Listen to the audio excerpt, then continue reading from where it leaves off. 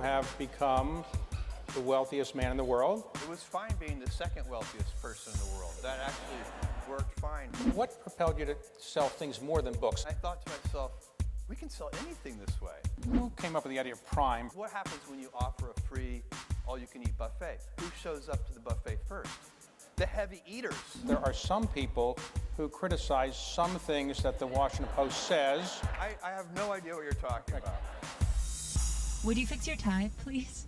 Well, people wouldn't recognize me if my tie was fixed, but okay. Just leave it this way. All right.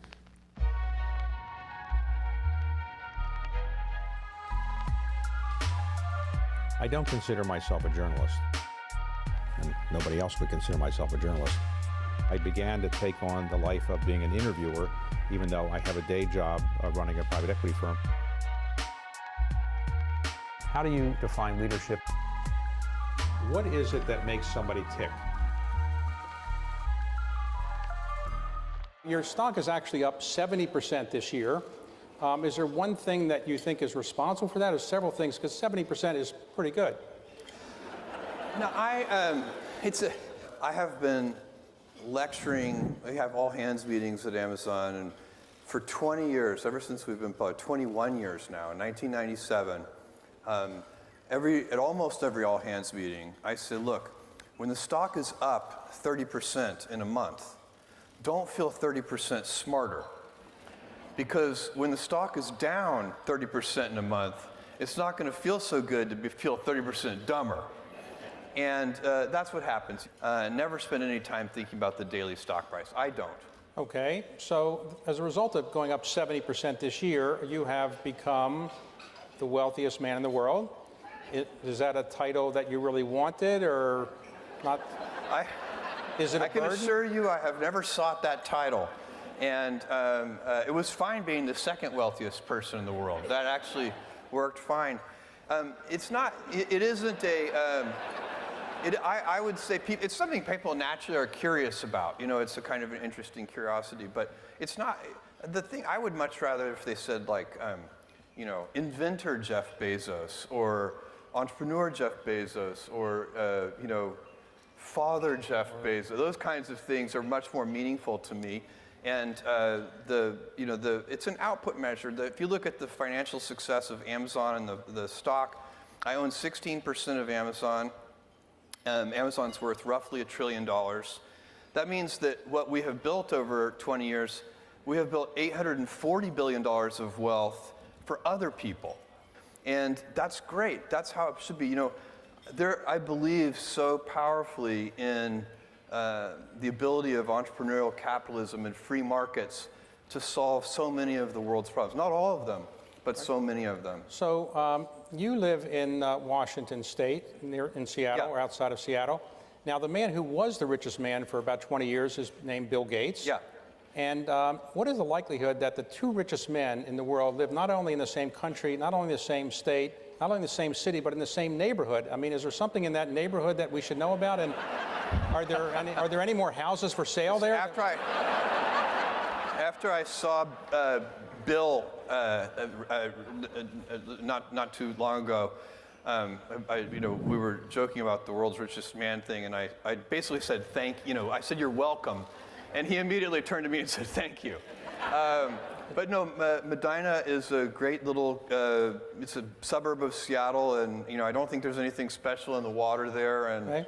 I did locate Amazon in Seattle because of Microsoft. I thought that big pool of technical talent would provide a good place to recruit talented people from, and that did turn out to be true. So it's not a complete coincidence. There's some correlation there. Do you go into a store, when you want to buy something, do you have to put a credit card down? You just say, I'm Jeff Bezos, and they send you the stuff? How do you do that? And do you have to carry cash around, or you carry anything? I do carry cash, and I have credit cards, yeah.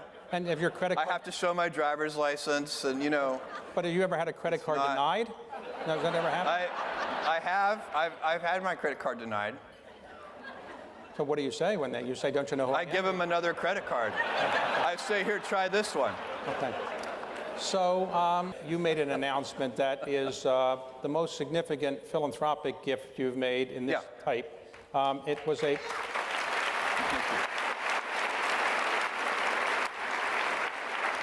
About a year ago, you said you wanted to look for some good philanthropic ideas, and you got, I think, 47,000 of them, and you reviewed them. And how did you decide where to put this $2 billion? And would you describe exactly what you're going to do? Well, that process was very helpful. So I solicited ideas, kind of crowdsourced, and I got literally, as you said, something like 47,000, maybe even a little more. Some of them came to my inbox. Most of them came on social media. And I read through thousands and thousands of them.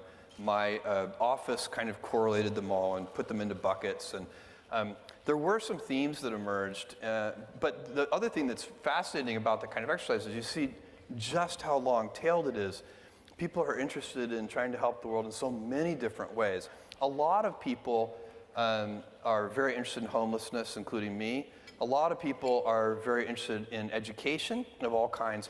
I'm very interested in early education, and the apple doesn't fall far from the tree. My mother has become, in running the Bezo's Family Foundation, she has become an expert in early education. I'm a student of Montessori schools. I started at Montessori when I was 2 years old, and the teacher complained to my mother, the Montessori school teacher complained to my mother that I was too task-focused and that she couldn't get me to switch tasks, so she would have to just pick up my chair and move me. And by the way, I think that's, if you ask the people who work with me, that's still probably true today. Did that teacher ever call you since and said that she was responsible for your success? Have you ever called you?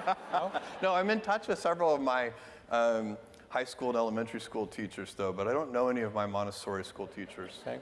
So the gift that you're giving, essentially, you're going to have some for preschool for children who need preschool, free preschool. Yeah, full tuition preschool, Montessori inspired.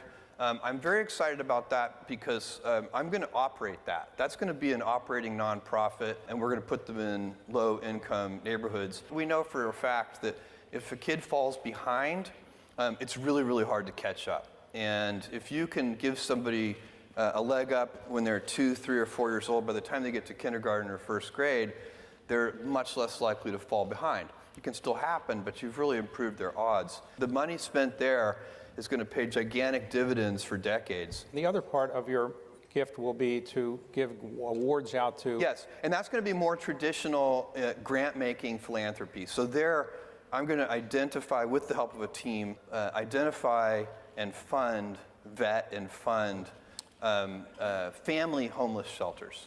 And that will be, you said you would give an initial $2 billion. Yeah. You expect to add to that? Yeah, it's day one. Everything I've ever done has started small. Amazon started with a couple of people, and Blue Origin started with 5 people, and the budget at Blue Origin was very, very small. Now the budget at Blue Origin approaches $1 billion a year. And next year it'll be more than $1 billion. In Amazon, it literally was 10 people. Today it's 500,000 people, but it's hard to remember for you guys, but for me it's like yesterday I was driving the packages to the post office myself and hoping one day we could afford a forklift. And so for me, I've seen small things get big, and it's part of this day one mentality. I like treating things as if they're small. You know, Amazon, even though it is a large company, I wanted to have the heart and spirit of a small one. And so anyway, the Day One Foundation is going to be like that. We'll wander a little bit too. So we have some very specific ideas of what we want to do, but I believe in the power of wandering. All of my best decisions in business and in life have been made with heart, intuition, guts, not analysis. When you can make a decision with analysis, you should do so. But it turns out in life that your most important decisions are always made with instinct, intuition, taste, heart. And that's what we'll do with this Day One Foundation too. Right. And the customer is going to be the child. This is so important because the secret sauce of Amazon, where there are several principles at Amazon, but the number one thing that has made us successful by far is obsessive, compulsive focus on the customer as opposed to obsession over the competitor. And I talk so often to other CEOs and some other CEOs and also founders and entrepreneurs.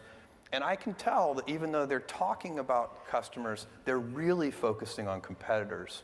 And it is a huge advantage to any company if you can stay focused on your customer instead of your competitor. So then you have to identify who is your customer.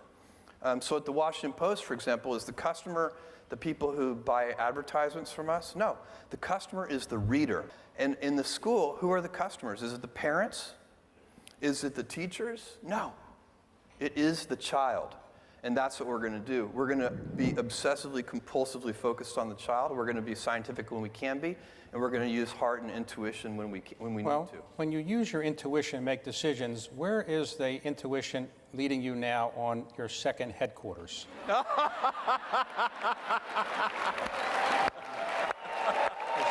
right.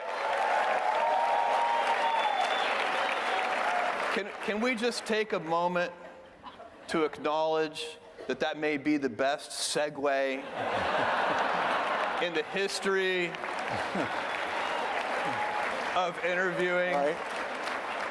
Seriously, David, So- that is All right. that's so amazing. The answer is The answer is very simple. We will announce a decision before the end of this year. So we've made tremendous progress. The team is working their butts off on it, and we will get there. No, hey, be nice. Come on. It's really dangerous.